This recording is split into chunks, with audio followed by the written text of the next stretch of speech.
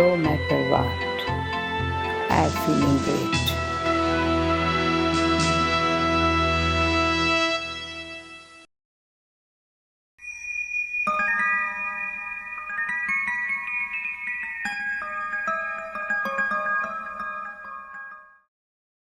Om Shanti and welcome to a very special episode on Light of Knowledge.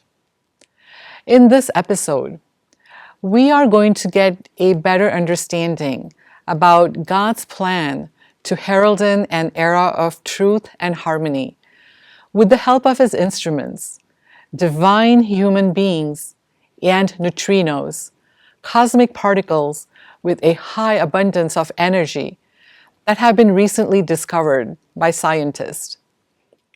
Science and spirituality, two household names, yet believed to be not compatible with each other. But now, we are seeing them coming close together as never before. And this is for a higher cause. In this episode, we are going to try to understand the missing link between science and spirituality. And in addition to that, there are some discoveries happening in the neutrino world that we are going to find out. To talk to us about neutrinos and also about life-changing discoveries, our special distinguished guest today is Holger Thorsten Schubart. He's the CEO of the international group of scientists that investigate neutrinos. And he's going to be talking to us via Skype from his office in Berlin. Mr. Schubart, we're extremely pleased to have you with us today. Thanks for joining us. Okay, hello from Germany. It's a big pleasure for me today to talk a few words to you. And we also have with us Sister Goody in our Godlywood studio. She has been with the Brahma Kumaris for the past 34 years.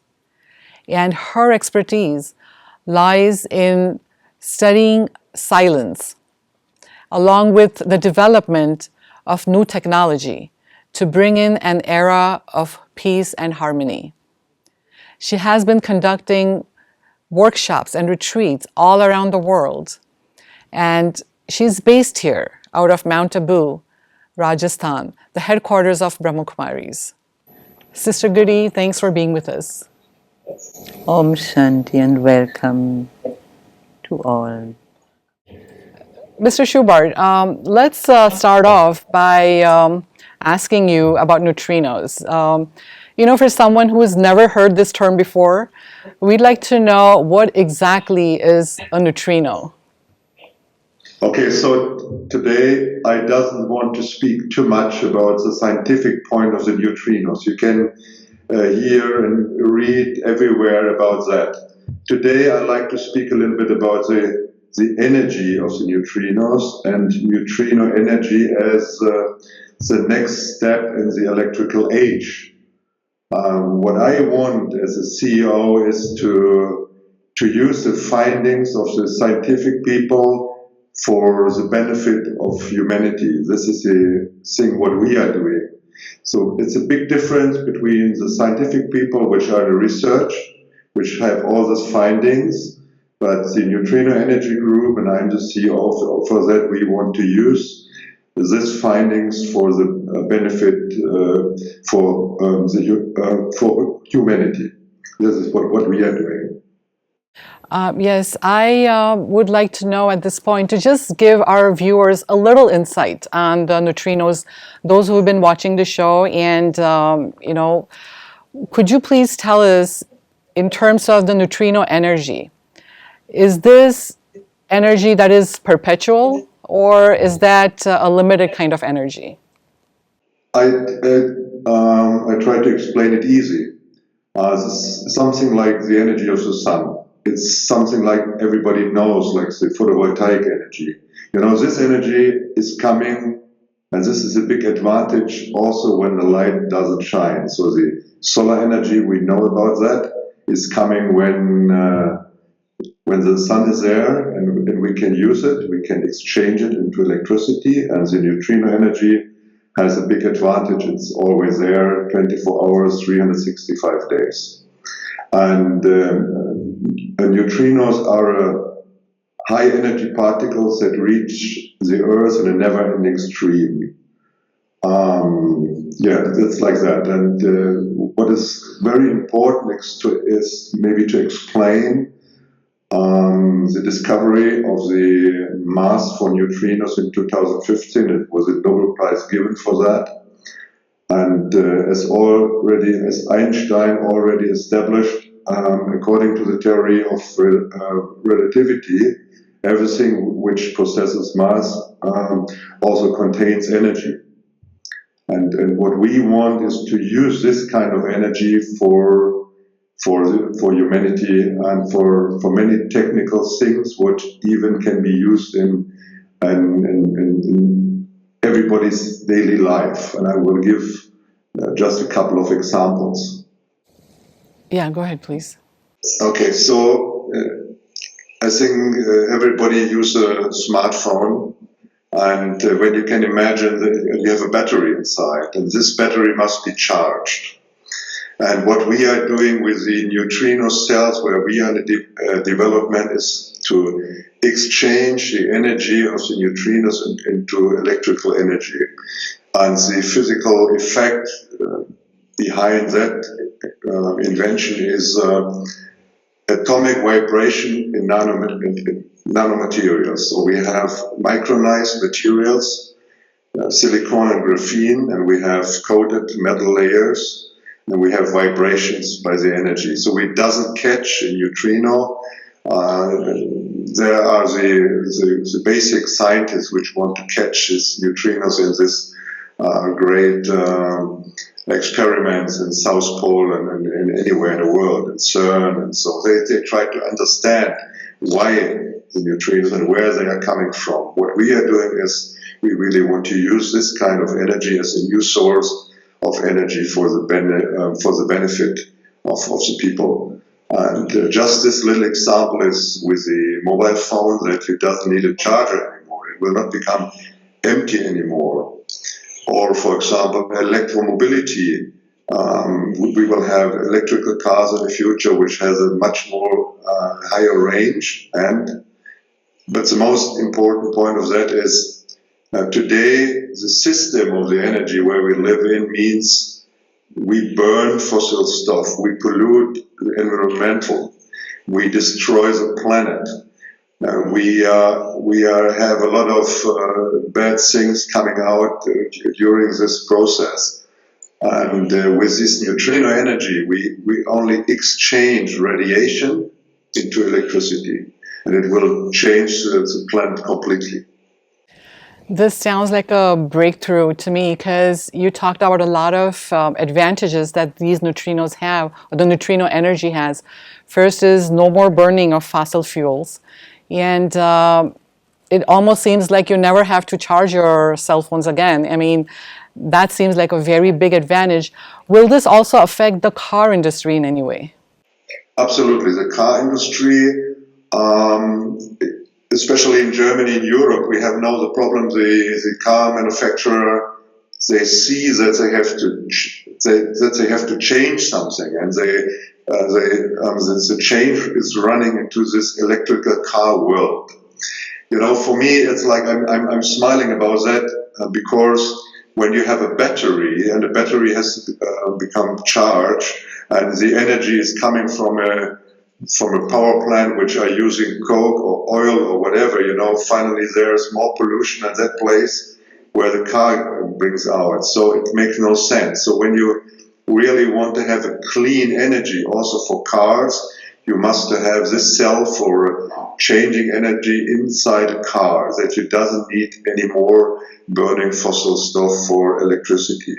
And this is exactly a quantum jump in technology. This is where we are talking about. And especially for your country, for your continent, I had the experience when I was there, also in China, and saw this pollution, what we doesn't have in Europe yet, but there's a lot of pollution in these countries. And I think this is a major problem to change the mobility into electricity, but on a new way, not on the old way. on a new way.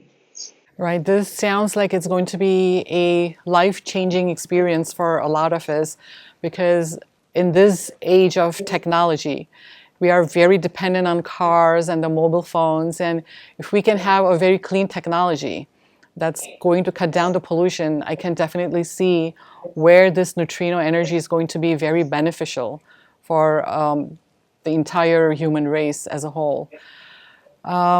Can we go into a little bit about neutrinos in terms of its interactions with other particles on Earth?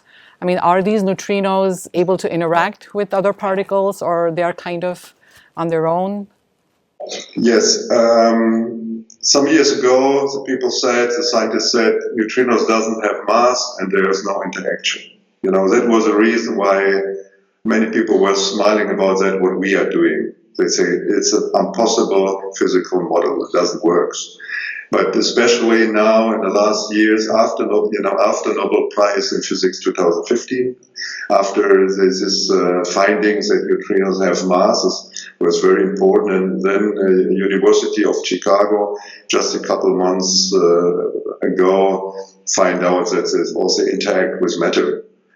So now we know we have mass. It means we have energy. We know it acts with matter, and that's like that.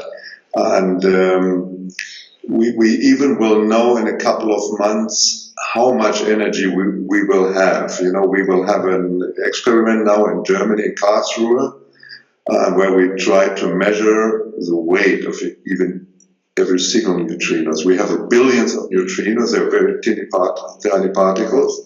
But, this is a never-ending stream. So maybe it's extremely small, but finally the sum of all that is enough and strong enough to change the world, as we talked about.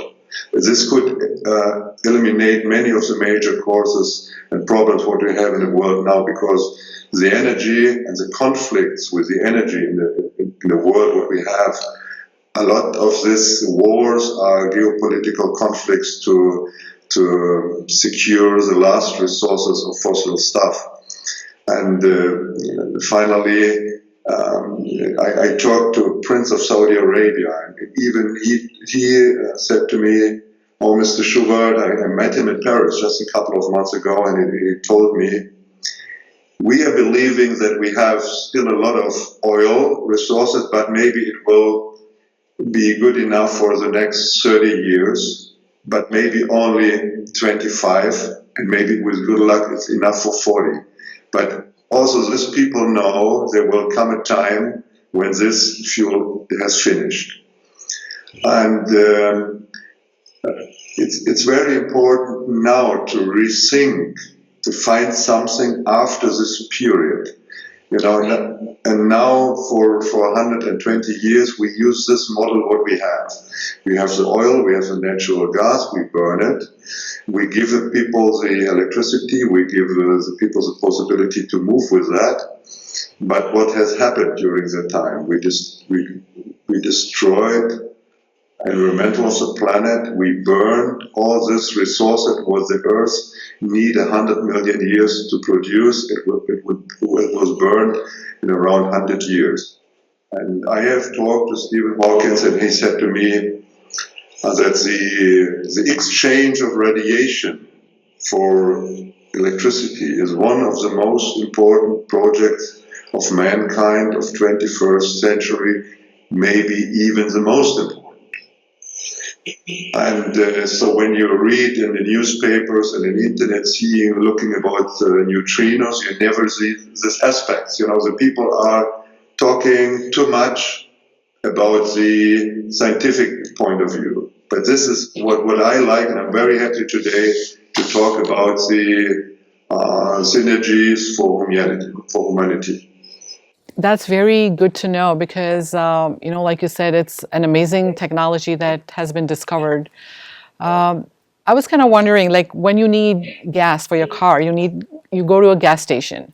So with this technology, what are we seeing in terms of, will you have any kind of power cells that would provide the gas and the electricity, or how is this foreseen to work?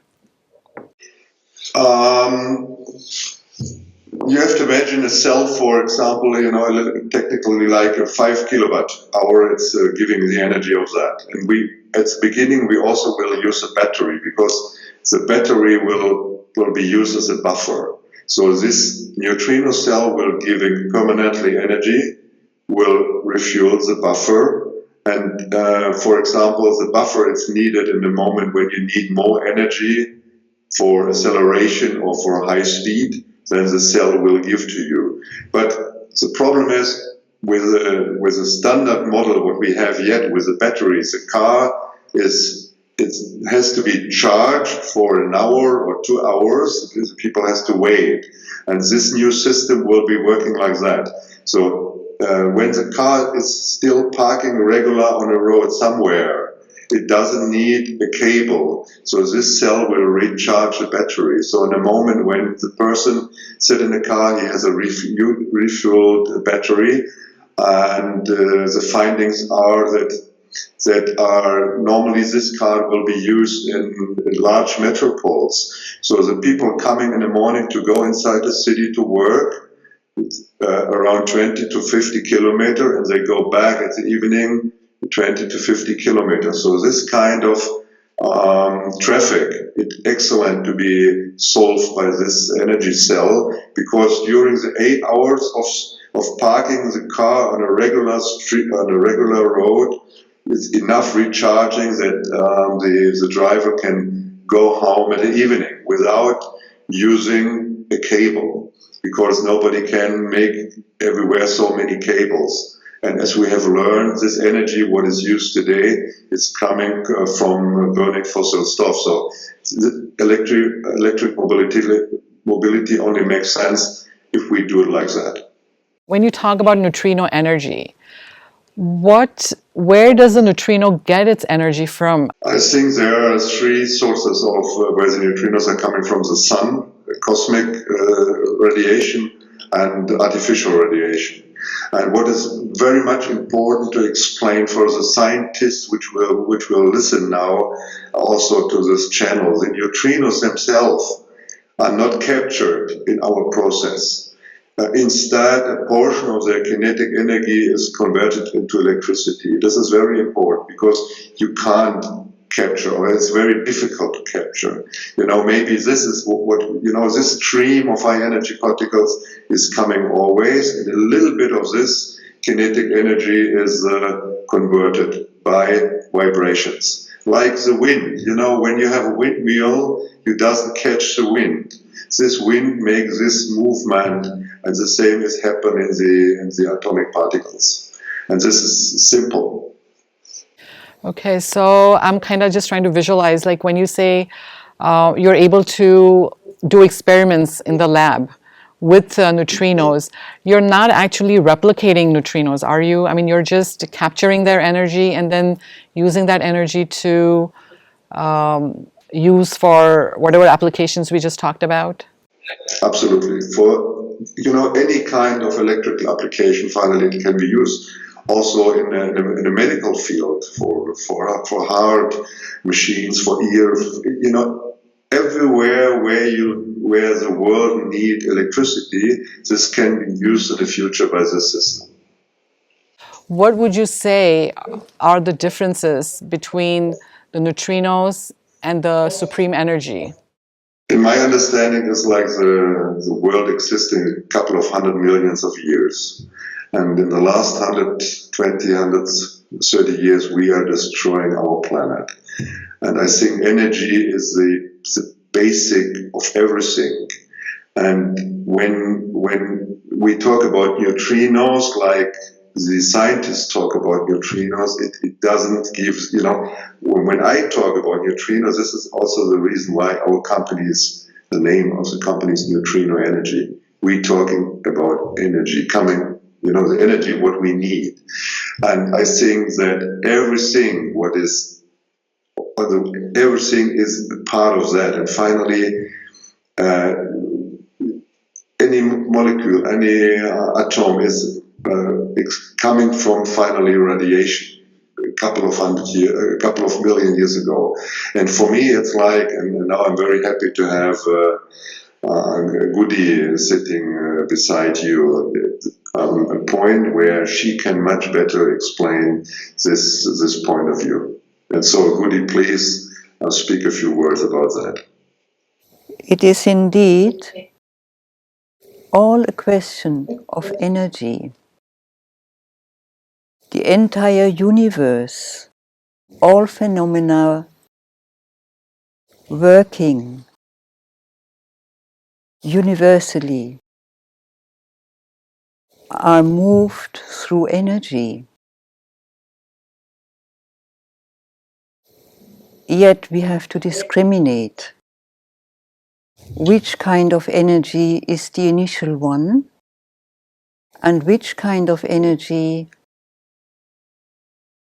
is the power that is visible to the physical eyes. In the past,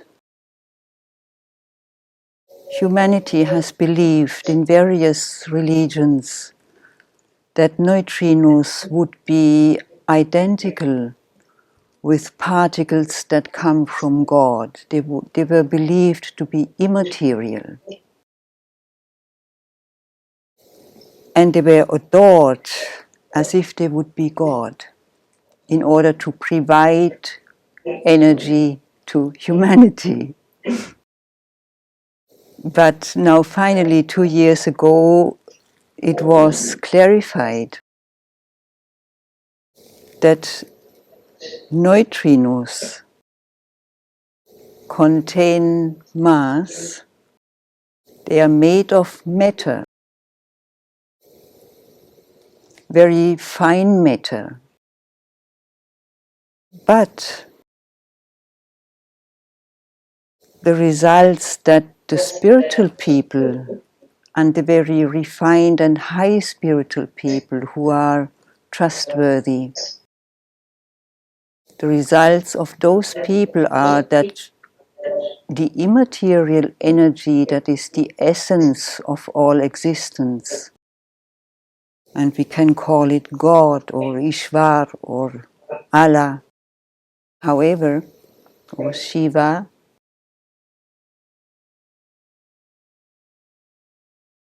the very essence of all energy, the very beginning, is immaterial.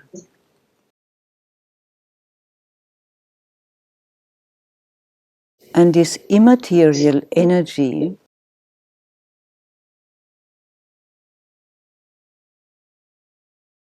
is free from the slightest bit of contradiction, from the slightest bit of dualism, from the slightest bit of tension or diversity. It has got an extreme of abundance that no material particle can ever attain. It is completely different from everything in the physical world. Yet, it radiates immaterial energy to the material particles of the universe.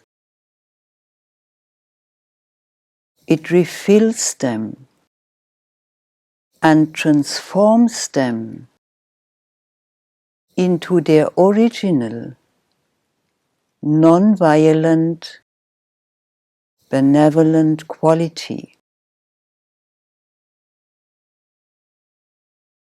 This means this immaterial supreme energy transforms the particles of material energy into such a height that they seem similar or equal to the one immaterial energy.